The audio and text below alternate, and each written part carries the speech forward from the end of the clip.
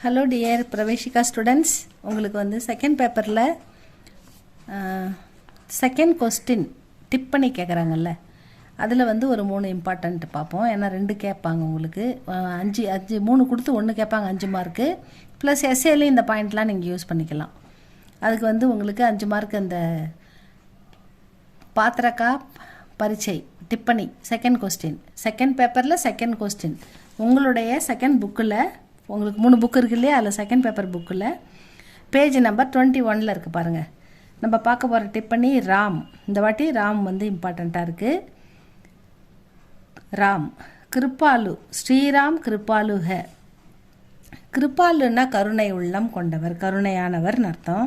ஸ்ரீராம் கிருப்பாலு ஹே. भरत के संवादों से राम के व्यक्तित्व के बारे में जानकारी प्राप्त होती है. அதாவது பரத்துக்கே சம்வாதம், பரதனுடைய வாதத்திலிருந்து, பரதன் வந்து ராமர்கிட்ட போய் கேட்பான் சித்திரக்கூட்டில், அண்ணா நீங்கள் வந்துடுங்க, நீங்கள் இல்லாமல் நாங்கள் வந்து இருக்க மாட்டோம், நீங்கள் காட்டுக்கு வரக்கூடாது, நீங்கள் தான் நாட்டு ஆளணும்னு போய் வந்து அழுது புரண்டு நீங்கள் வாங்கன்னு கூப்பிடுவான். அப்போ வந்து ராமர் வந்து பரதன்கிட்ட சொல்லுவார். அப்படிப்பட்ட அந்த வாதம், அந்த பேச்சிலிருந்து அவர் வந்து பரத்துக்கே சம்வாதம், அந்த வாத விவாதத்தில் அதிலிருந்து ராம்கே வியக்தித்வ, ராமனுடைய மனித நேயம், மனிதத்தன்மை, அவருடைய குணம் கே பாரேமே, ராமரை பற்றி ஜான்காரி பிராப்த ஹோத்திக, நம்மளால் புரிந்து கொள்ள முடிகிறது. பிராப்தனா பெறுதல், ஜான்காரினா தெரிந்து கொள்ளுதல். நம்மால் ராமரை பற்றி, ராமன் குணங்களை தெரிந்து கொள்ள முடிகிறது அப்படின்னு ஒரு பாயிண்ட் கொடுத்துருக்காங்க. செகண்ட் பாயிண்ட் வந்து ராம் இத்தனா கிருப்பாலுக கி, ராம் எவ்வளவு கருணை உள்ளம் கொண்டவர்னா, வே பர் துக்கு கோபி அப்னா துக்கு மான்தேக, மற்றவர்களுடைய துக்கத்தையும் துன்பத்தையும் தன்னுடைய துக்கமாக துன்பமாக கருதுபவர். பர் துக்கு கோபி அப்னா துக்கு மான்தேக, தன்னுடைய துக்கமாக, தன்னுடைய கஷ்டமாக, மற்றவங்களுக்கு வந்த கஷ்டம் தனக்கு வந்த கஷ்டமாக கருதக்கூடியவர். அந்த அளவுக்கு கிருப்பாலு நம் ஸ்ரீராம்.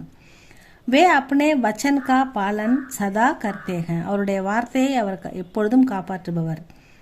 அவர் கொடுத்த வார்த்தையை, வச்சன்னா வார்த்தை, அவர் ஒரு வார்த்தை சொல்லிட்டாருன்னா அதை கடைசி வரைக்கும் காப்பாற்றுவார். பாலன்னா அதை கடைசி வரைக்கும் அந்த வார்த்தைப்படி நடப்பார் ராமன். பிதாக்கே தியே ஹுயே வச்சன் கா, அப்பாவால் கொடுக்கப்பட்ட அந்த வாக்கு, அந்த வாக்குறுதி, அப்பாவால் கொடுக்கப்பட்ட அந்த வார்த்தையை காப்பாற்றுவதற்காக. அடுத்த பேஜ் திருப்புங்க ஸ்டூடெண்ட்ஸ். அப்பாவுக்கு கொடுத்த வார்த்தையை மான் ரக்கனே, அதை வந்து ஏற்று ரக்கனே கேலியே 14 வருஷ வன்வாஸ் கர்த்தேக, அதாவது 14 வருடங்கள் காட்டில் வாழ்ந்தார். வே அப்னே பாயோசே அத்தியந்த பிரேம் கர்த்தேக, தன்னுடைய சகோதரர்கள் மொத்தம் 4 பேர், அவங்க, இவர் தான் பெரியவர், மற்ற மூவருடனும் ரொம்ப அளவில்லாத அன்பு உள்ளவர்.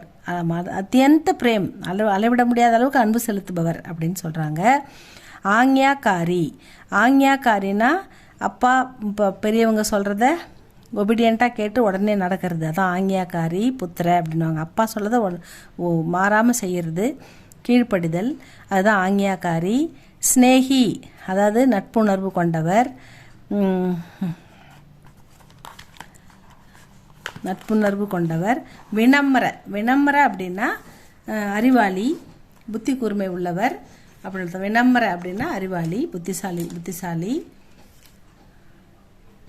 அதுக்கப்புறம் ஸ்வபாவ், வினம்ர ஸ்வபாவ், அறிவு கூர்மையான சுபாவம் உள்ளவர். தயாலு, கருணை உள்ளவர், இரக்கம் உள்ளவர். சம்வேதன்ஷீல், அதாவது மற்றவங்க வேதனையை புரிந்து கொள்பவர். அவர் கிருப்பாலுக, அந்த அளவுக்கு கருணை உள்ளவர் அப்படின்னு சொல்கிறாங்க. உன்கி கிருப்பா மாத்திர சேஹி சபு குஷுஹோ ஜாத்தேக, அவருடைய கருணை மட்டுமே அனைவரையும் மகிழ்ச்சியாக வைத்திருக்கக்கூடியது, அந்த அளவுக்கு அவருடைய கருணை சிறந்தது அப்படின்னு சொல்கிறாங்க. மாண்டவி பரத் சே ககத்தேக கி, மாண்டவி வந்து பரதன் கிட்ட சொல்கிறாங்க, மகாபிரபு ஸ்ரீராம் கி கிருப்பாகி அமரே சந்தோஷ் கா பல்க, ஸ்ரீராமனுடைய கருணை தான் நம்முடைய மகிழ்ச்சியின் பலம் அப்படின்னு சொல்கிறாங்க. அவ்வளோதான் ஸ்டூடெண்ட்ஸ், ராம். இதை பார்த்துக்கோங்க. இது பிடிச்சிருந்தா லைக் பண்ணுங்கள், சப்ஸ்கிரைப் பண்ணுங்கள். தேங்க்யூ ஃபார் வாட்சிங்.